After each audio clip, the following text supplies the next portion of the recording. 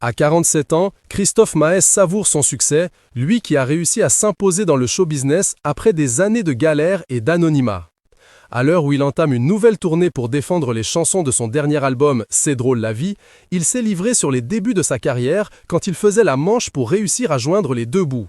Pour Christophe Maé, alias Christophe Martichon de son vrai nom, dont le dernier disque a été certifié or, tout roule en 2023.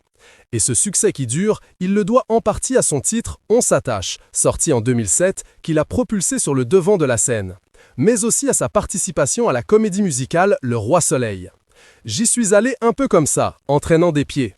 J'étais très loin de l'univers des comédies musicales parce que je jouais du Bob Marley, du Ben Harper dans les piano bars, a-t-il expliqué à Pure Charts. Après le carton incroyable de la comédie musicale portée à l'époque par Emmanuel Moir dans le rôle titre de Louis XIV et Christophe Maé en incarnation de Philippe de France, le frère du roi, le chanteur se met en quête de réaliser son premier album solo. À l'époque, il collabore avec Bruno Dandrimont pour les sons, mais s'arrache les cheveux pour trouver le texte qui colle jusqu'à l'intervention du parolier Lionel Florence qui lui livra alors les paroles dont s'attache. La magie a opéré immédiatement. Je savais qu'elle avait énormément de potentiel. Et il a eu raison. Son premier album intitulé Mon Paradis, sur lequel figure le tube, se vendra à 1,3 million d'exemplaires. Le succès populaire comme artiste, Christophe Maé le dit sans rougir. Ça faisait 15 ans que je rêvais de ça.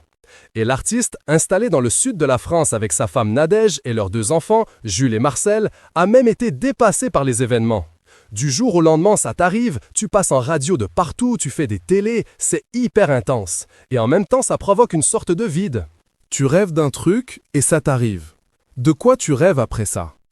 Pour moi, j'avais déjà réussi quand je faisais la manche à Saint-Tropez et que j'existais dans le regard des gens, a expliqué l'artiste qui se produira à l'Accor Arena de Paris les 15 et 16 décembre prochains.